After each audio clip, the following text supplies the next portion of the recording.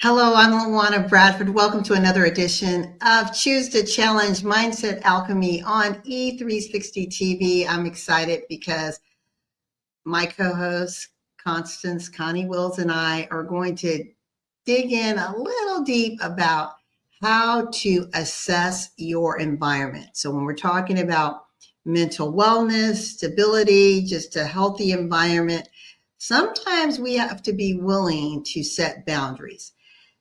Now, before we get started, I want to read you something, and Connie and I are going to unpackage this as we get into today's conversation. When someone shows up with nothing but their past, while you're coming with focus, vision, and strength, that's not partnership. That's a disaster waiting to happen. You can't build a future with someone who isn't already ready to carry their own weight. Relationships are meant to elevate, not drain. Protect your mind, your goal, your energy. Don't get caught up trying to fix what isn't meant to be fixed. Walk away before it costs you the life you are meant to live. I want to emphasize that again. Walk away before it costs you the life that you were meant to live. And so often we are conditioned to just accept, to find a way to navigate the things that are uncomfortable, things that we know aren't right for us, but we want to play nice. We want everyone to get along, but at what cost? So I'm going to read this one more time.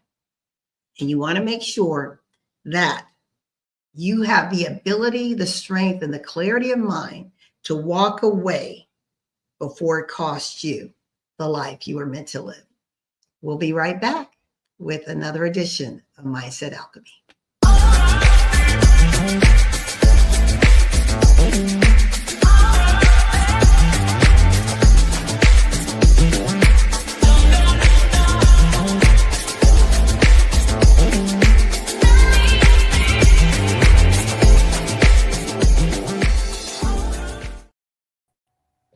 Hey, Connie, how's it going? I am doing well. Good evening, and welcome to this edition of Choose to Challenge Mindset Alchemy. And just as LaWanna was saying, we are going to unpack 3 keys to guarding your mind, your energy, and your purpose. We're going to unpack that for you today.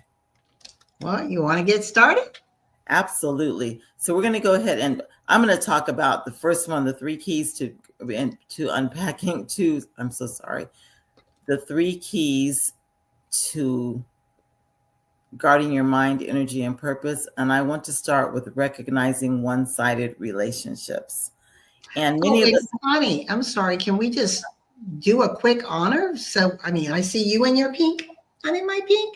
Absolutely. What is this month, ladies and gentlemen? This is Breast Cancer Awareness Month. That's why we're wearing pink. You can't see the rest of my pink shirt here, but I'm wearing pink. And you know what? It's a great reminder to all of us, women, get those mammograms. Get them every year or as often as your medical provider asks you to get them. Get those mammograms. You don't know how important, well, you probably do, but I know now how important it is to not stop getting them, if that makes sense. I know how important it is to continue getting them as long as you are here on this earth. Get the mammograms. Yes. Okay, back over to you, Connie. Need to make that PSA. So we're going to recognize one-sided. We're going to talk a little bit about recognizing one-sided relationships.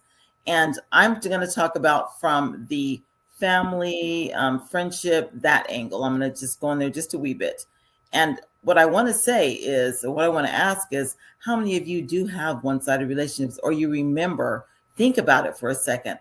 How many, and what do you think that is, a one-sided relationship? That could be you are the giver, the giver, the giver. Maybe in a friendship, I'm the one that's always calling, always getting us together, always making the plans.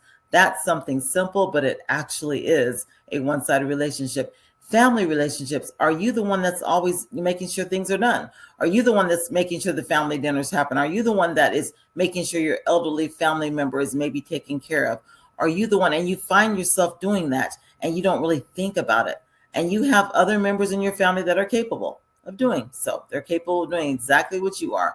but you are the one that they always look at and to do that. This reminds me of the movie Soul Food, because remember that one sister was the one who did everything, and she had other sisters to do it. And it really got to her to a point. So in families, we find that dynamic a lot, one-sidedness. So I think those are two great examples: friendship, family. Even if you are married or dating in that type of relationship, are you the one who is doing everything? Are you the one who is giving up your time all the time? Are you the one who is making sure things are done? Are you the one? I was that one. That's why I'm talking about it. I was that one in friendships, sometimes in family, but in relationships, I definitely was that one. And I would call and make all the plans for the dinners, the luncheons, the let's get together. I would do it month after month, time after time. Are you doing that? Is it draining you? Are you feeling the drain from doing that? Because I felt it, but I kept doing it, but I felt it. Now I know how to shift that energy. But that is something so I'm going to let LaWanna talk about the business aspect of it, because she is, I'm going to call her my business guru. So I'm going to let her talk about the business aspect. How are you in one-sided business relationships? How does that work?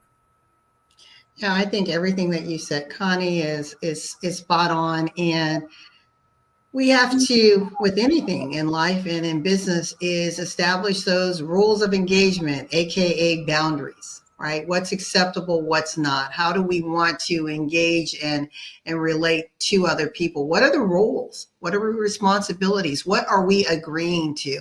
And sometimes there are those written and unwritten contracts. And we know legally, those verbal agreements can hold if there is an issue that requires you to go to court for any disputes related to the delivering of service or the fracturing of a partnership.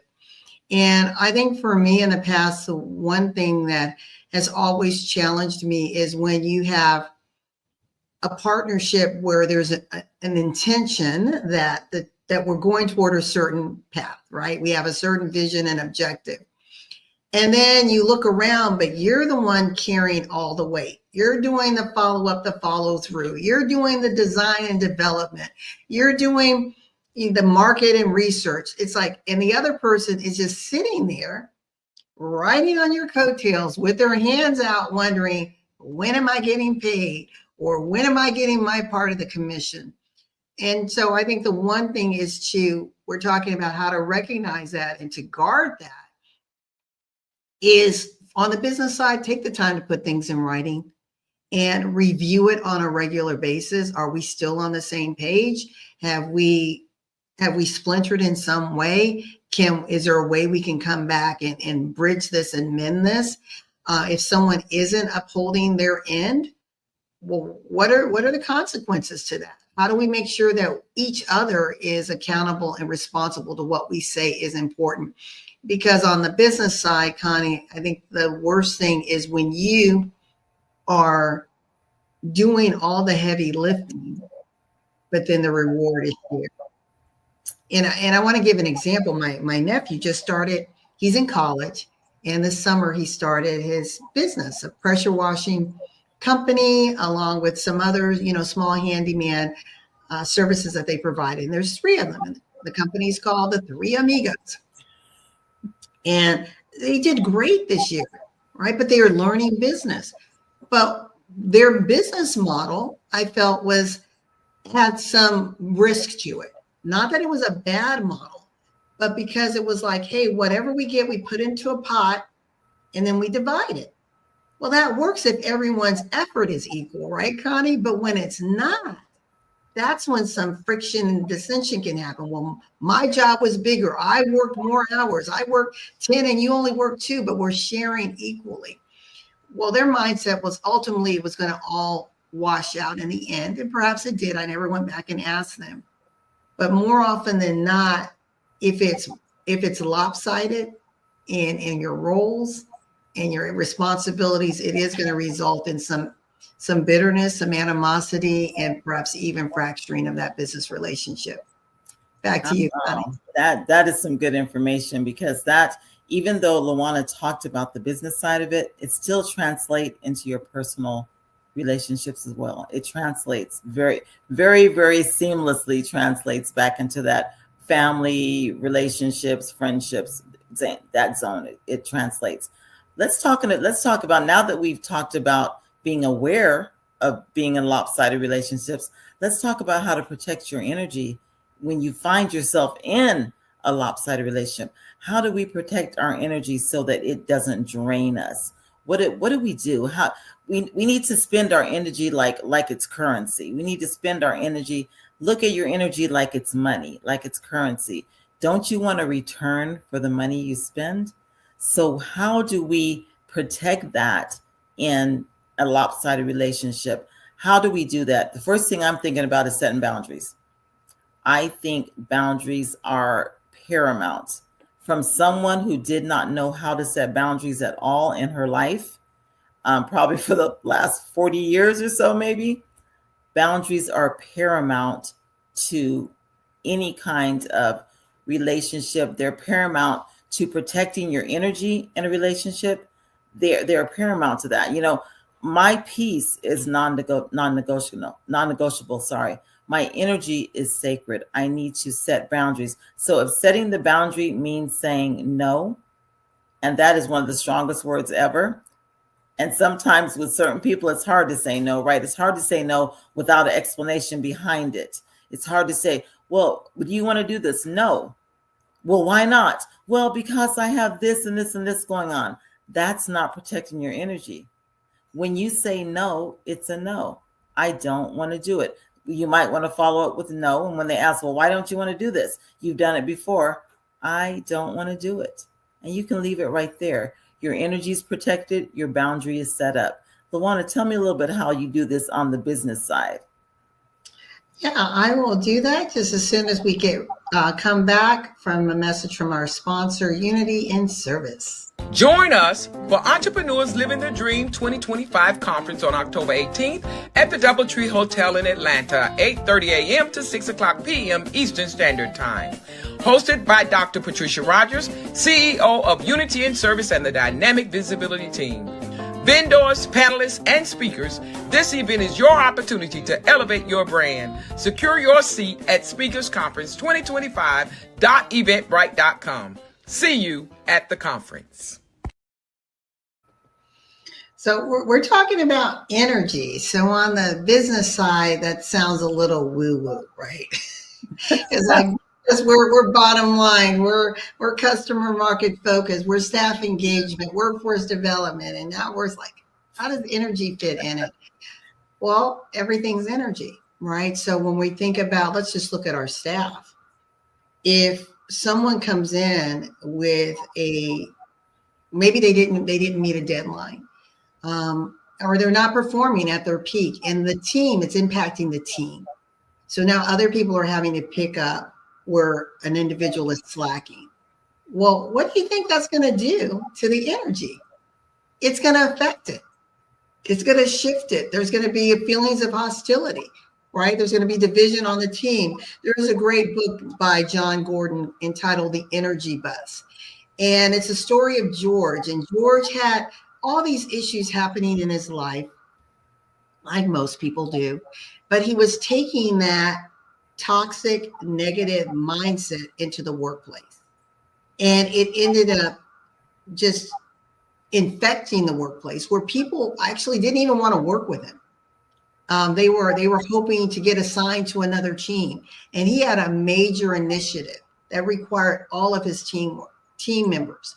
And the reason why it's called the energy bus is he was learning lessons on his daily commute to work from the bus driver who was teaching him about energy, understanding the energy you're emitting, how to protect your energy, how to shift your energy, and take ownership and accountability for it. And George, at one point, when he realized he could not do this solo, he was totally dependent on his team, he said, okay, I need to figure out how to, first of all, show the team members that I respect what their contributions are, that I value their contributions, that I'm leaning in and hearing them, and collectively we can make this a win.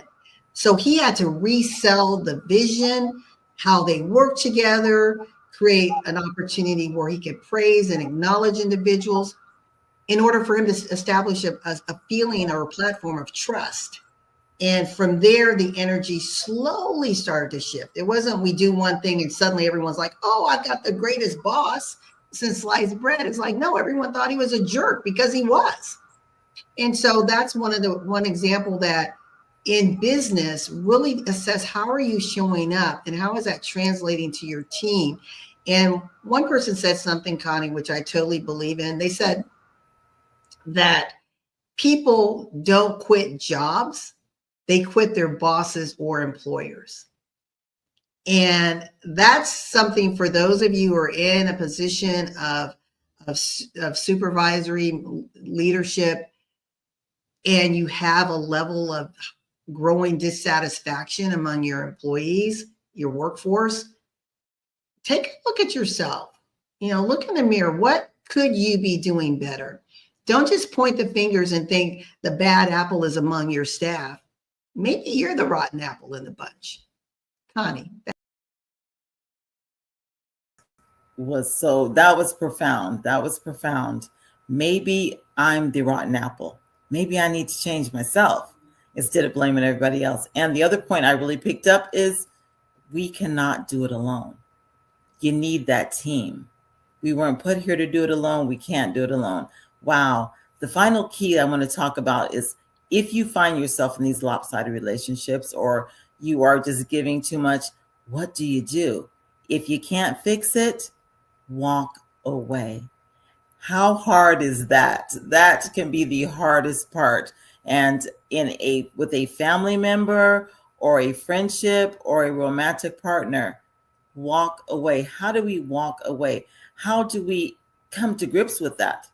Now, I'm not saying walking away is physically leaving. Don't get that mixed up. Walking away isn't necessarily physically leaving in all of those situations. Now, in some, it really is physically detaching yourself. Absolutely. But maybe it's a family member and that they're just draining you. You are doing so much. They're draining. You might not want to walk away or even be able to walk away from family. In that case, you need to walk away from those tasks and those things that are draining you. Life will go on without you doing what you're doing. So that's sort of a walk away without physically detaching, but that's sort of a mental and an emotional detachment from whatever was draining you. You know what? Saying I'm not doing it anymore. Walking away isn't failure. Saying, I couldn't do that. Walking away is not failure. Walking away is freedom. It really is freedom because it's letting it go. And like I said, letting go isn't always physical as far as removing your person from that person. Many times it's mental and emotional. You have to let it go. And that gives freedom. It might feel awkward and hard at first. I mean, how many of us, ladies, and how many of us have been in a relationship with a man and we just gave. I'm speaking of lady because I am a lady. And we gave, and we finally had to walk away. Was it uncomfortable at first? Absolutely. The uncomfort is okay. But in the long run, you are protecting your energy, your purpose, your peace. LaWanna, how does that work in business? How do you walk away in business? Do you walk away in business? Yeah, you do. And I'm going to unpackage that in just a moment because this all, again, we're in mindset alchemy. And it's how do you ultimately protect your mental and emotional well-being? We'll be right back.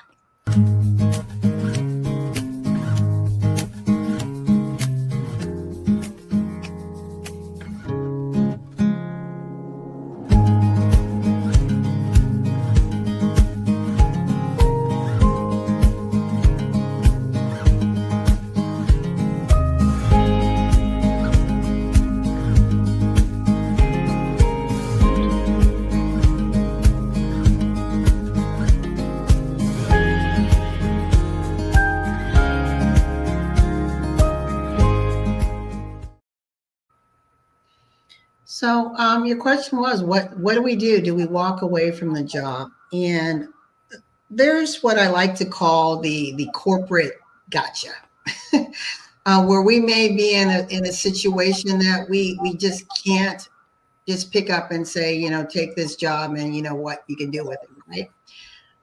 But what I found, Connie, I was looking at some stats a few weeks ago, and I was shocked that 80% let me back up, 20% of leaders, when you ask them about their mental and emotional well-being at work and their level of satisfaction, 20% said, yes, we are, flip that, 80% said, yes, we are satisfied. We are really happy with how things are going. We feel empowered and in control.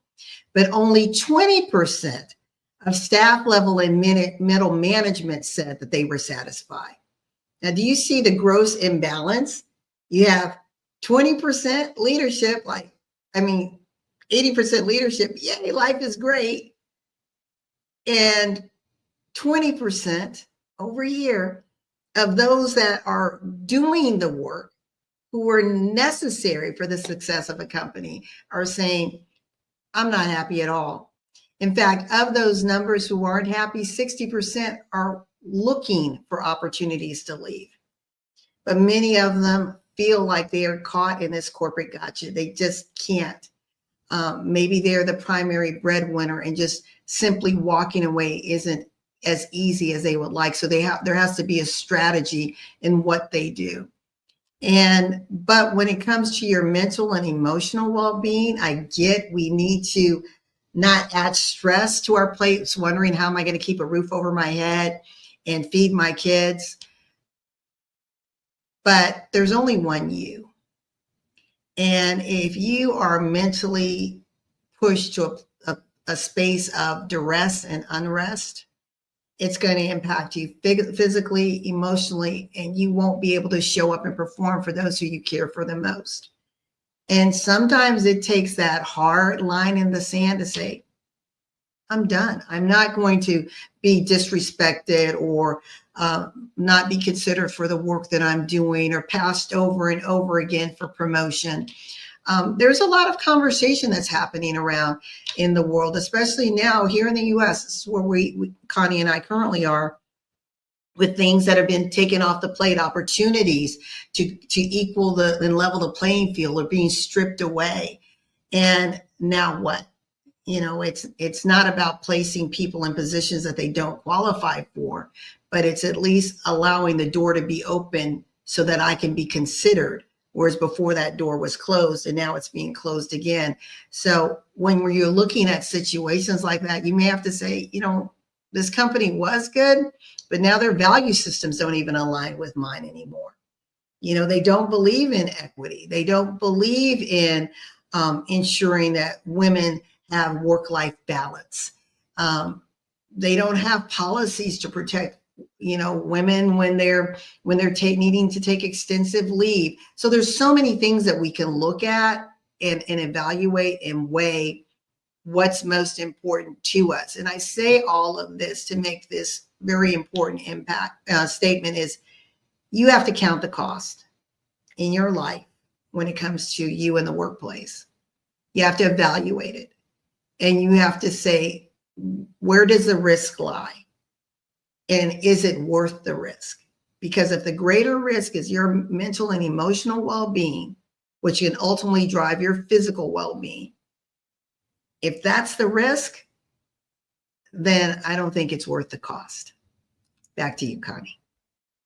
That makes so much sense, LaWanna. That makes so much sense. I remember when I was working, and I'll call it corporate, although it was government, when I was working, and I remember several women, more than men, several women taking extended leaves of absence because that work-life balance wasn't there. They were giving, and they weren't getting the mental, emotional support. And and they couldn't quit because of the financial responsibility they had. So it got to the point where many people that I call friends and colleagues, they had to take extended leaves just for mental health. So that right there could be tricky, but how do you step away from that or balance that while you're there? Many times you don't have control. You don't have control of the other people. You only have control of yourself. So what do you do? That hit home. I really like that. That hit home. I'm sure it did for you all too. So here's the 3 things we talked about. We talked about recognize the imbalance, recognize you're in a relationship that is lopsided. We talked about protecting your peace. So then how do you protect that peace, right? How do you just go about, no, I have to say no. I have to say no. This is protecting my peace today. I can't do this right now. And then we talked about when to walk away. When you know you can't fix it, when you know it's not fixable. When do you, as they say, cut bait, right? When do you leave? When do you walk away? Let me just read something real quick, and it's sort of going to bring it full circle. Mindset boundaries are not about control. They're about clarity. Let us show up where we're needed most with energy, focus, and peace. So I just believe that we learned that guarding our minds, our energy, our purpose, that's awareness. We're aware of that. So if you got something out of this today, I really want you to get the awareness part. Become aware of your relationships and how they are impacting your emotions, because your emotions and mindset are tied together. But also your physical body is tied in with that as well. So I want you to start becoming aware of how these relationships, family, personal, friendships, romantic, business, how are they affecting your mindset? And how are you making sure that you're okay in these relationships? LaWanna. No, that's a mic drop moment. I just want to thank everyone for joining us for another episode of Mindset Alchemy. And we come every first Monday of the month. And again, this is Breast Cancer Awareness Month. And before we sign off, I'm going to give you some tips on what to do to make sure that you are doing your monthly checks, but being the healthiest man or woman that you need to be when it comes to breast cancer awareness.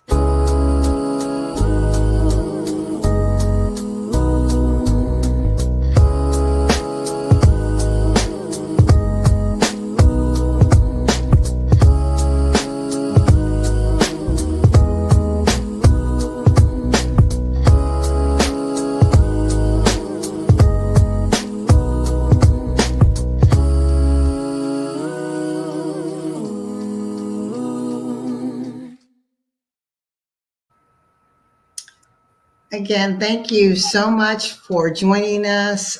Connie, it's been great as always. And we just encourage you that if this episode moved you in any way, please share it. You can follow us always on E360 TV, where you can catch our prior episodes on demand. But also you can find us streaming on Facebook and LinkedIn. And if you want to become a part of Choose to Challenge or Mindset Alchemy, we're going to let you know how you can do so. Be right back. Are you ready to defy gravity and challenge the impossible? Meet LaWanna Bradford, the visionary leader behind Choose to Challenge on E360 TV. Now in its 5th season, this groundbreaking show shines a spotlight on voices of change from across the globe. Born during the pandemic, Choose to Challenge becomes a platform for transformation where no topic is off limits. Every episode highlights individuals breaking barriers, rewriting narratives, and making an impact. Ready to share your story and inspire change? Call 404-618-2824 to become a guest. This is your moment to rise. Tune in now at e360tv.com. Your voice matters. Let's change the world together.